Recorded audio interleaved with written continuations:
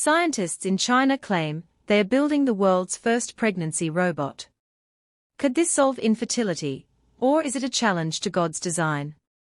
When news broke that scientists in China are working on what they call the world's first pregnancy robot, capable of carrying and potentially giving birth to a child, the world reacted with a mix of awe, curiosity, and unease.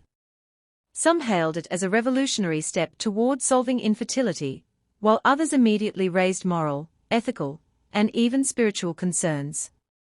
So, what's really happening, and what does it mean for the future of humanity? The promise of technology. Infertility is a painful reality for millions of couples worldwide. According to the World Health Organization, nearly 1 in 6 people of reproductive age experience infertility at some point in their lives. For many, treatments like IVF, surrogacy, or adoption offer paths to parenthood, but none are perfect solutions. IVF can be expensive and emotionally draining, surrogacy is often controversial and legally complicated, and adoption, while beautiful, does not solve the biological desire some couples have to carry their own child. That's where the concept of a pregnancy robot enters the picture. In theory, such a machine could provide a safe and controlled environment for embryos to grow, reduce the risks associated with pregnancy complications, offer hope to couples who cannot conceive or carry a child naturally. Supporters argue this could be a life-saving breakthrough, especially for women whose health makes pregnancy dangerous or impossible. Imagine a future where no woman dies giving birth, where infertility is no longer a source of lifelong heartbreak, and where technology gives families options they never had before. The questions we can't ignore. But with great innovation comes great controversy. As soon as the term pregnancy robot hit headlines, debates began to swirl. Is this ethical? Pregnancy has always been one of the most human, intimate experiences of life. Taking it out of the body and placing it into a machine feels, to many, like crossing a sacred boundary. Is this progress? Or are we playing with something that was never meant to be controlled by technology? What about the child?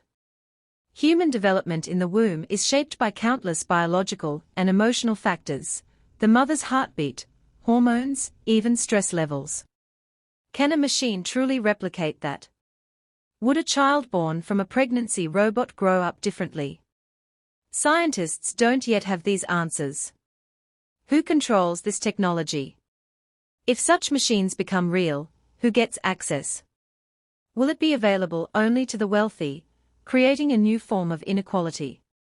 Could governments misuse it for population control or experimentation? A challenge to God's design. For many people of faith, this issue cuts even deeper. Pregnancy and birth are seen not just as biological processes, but as sacred gifts from God. The Bible speaks of children as blessings and describes the womb as a place of divine creation.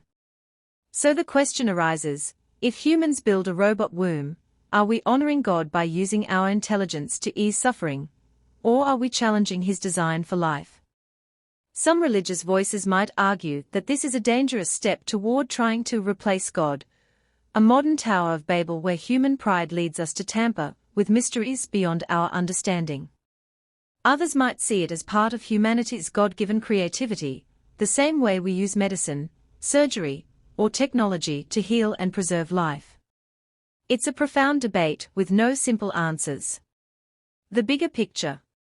Even if the pregnancy robot never becomes mainstream, the fact that scientists are attempting it shows how quickly technology is moving. Just a few decades ago, IVF itself was seen as unnatural and controversial. Today, millions of children worldwide are born through IVF, and most people accept it as a legitimate medical option. Could the same happen with artificial wombs? Could our grandchildren one day see it as normal, even unremarkable? The question may not be if it's possible, but how far we are willing to go. Will this technology be used responsibly to help families, or will it spiral into something more troubling, where humans are manufactured, chosen, or designed in ways that strip away the mystery and dignity of life? What do you think? The story of China's pregnancy robot is more than just a headline. It forces us to wrestle with some of the biggest questions of our time. How far should science go in solving human problems? What does it mean to protect the sacredness of life in an age of machines? Could this be a blessing for millions, or a step toward a future we may regret? At the end of the day, technology doesn't make choices for us, people do. The tools we build reflect our values, our priorities, and our vision for humanity's future. So here's the question I'll leave you with. Would a pregnancy robot be a miracle of modern science, or a challenge to the very design of life itself? What do you think?